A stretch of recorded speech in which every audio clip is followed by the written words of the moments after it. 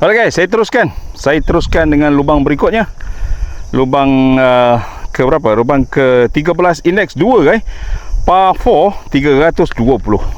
Lubang ke 13 par 4. Lubang ni kita kena pandai nak mencari tempat untuk landing. So depan saya ni ada lepas kolam ada bunker yang besar sikit. So bunker tu lebih kurang 220. So kita nak landing dari situ, lepas tu kita baru akan turn left Jadi itulah cara permainan dia. Kalau anda rasa nak pakai driver pun boleh, relax. Kalau takut dia terbabas ke kanan, ke depan kan. Kalau nak pakai trigger pun boleh je. Saya rasa tak ada masalah. Jadi saya pakai driver, pukulan manis, draw. Saya harap, saya attack bunker saja. Saya harap dia draw dengan baik. Tinggikan sikit tee saya supaya draw dia lebih manis. Okay. Alright, one good shot.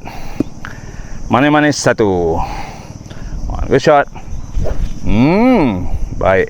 Ya, ada orang naik kapal lah. Okay, ada bot lalu then. Bot nelayan. Alright, one good shot. Manis-manis satu. Come on. One good shot. Kau betul-betul pergi ke bunker.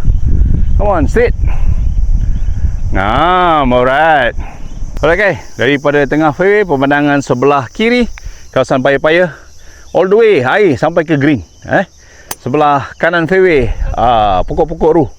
Bola saya sebelah sana guys. Mungkin masuk sedikit rough. Kita tengok ada tak bola saya di sana. Ada satu bunker di sini yang kita target tadi. Selepas ke bunker, direction dah tak banyak dah. Saya ingat 130 macam tu. Kita dah sampai ke pin. Sebelah pin, sebelah green, sebelah kiri ada bunker, depan juga ada bunker. Okay guys, bola di rough sikit. Distance lebih kurang 95 saja. Lebih kurang 100 saya pin depan. Saya main 195. Saya main approach di atas, sebab ni di atas rough guys. So saya akan pukul clean shot. Jangan tarik ke kiri sebab ada bunker dan juga ada air So saya main 52 degree guys. Pukulan manja-manja sikit supaya landing depan pin. Complete, one good shot. Mana-mana satu. Yeah, come on. Kanan green. Aduh, sayang. Masuklah lagi kan. Alright. Okay, saya di belah kiri green. Ada bunker sebelahnya. Pasir cantik. Saya ada pasir kehitam-hitaman sikit kan. Bola saya di sebelah kanan green sebenarnya. Tapi ni green ni memanjang kan. Memanjang ke belakang. Tak besar sangat green ni. Pak, ada burung ni. Bahaya ni. Ini mungkin nak jadi bedi ke ni. Jauh lagi. Lebih kurang 40 kaki. Terlebih kan. Ingatkan sampai angin tolak rupanya. Kita tengok. Boleh tak saya parking dengan baik. Seterusnya dapat par lah. Okay, kita straight putt sajalah.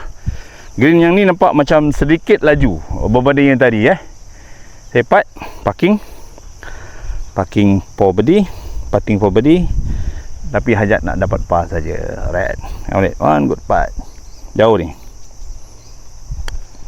Come on, cukup. Wah, sudah terbabas.